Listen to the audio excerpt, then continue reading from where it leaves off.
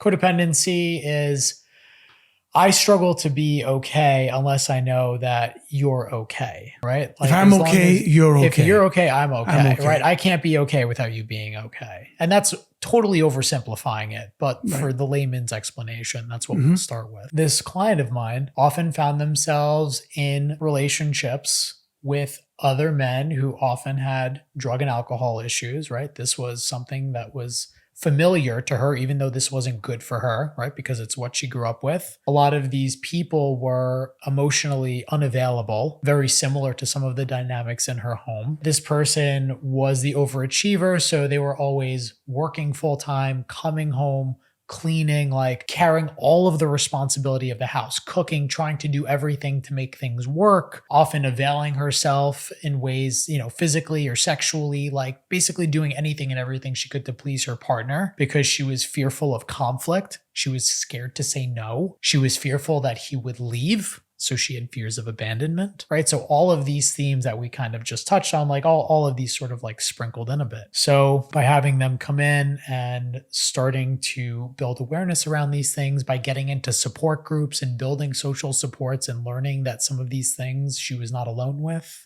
by slowly stopping to drink, by slowly learning how to set boundaries for herself, by dealing with a lot of the shame and learning and helping her understand how it served her, but it no longer does serve her. She was able to eventually get out of that relationship. She was able to get sober. She was able to, in fact, move away from her family, which was relatively toxic, and build a new life for herself, and I haven't talked to her in a while, but I hope she's doing well.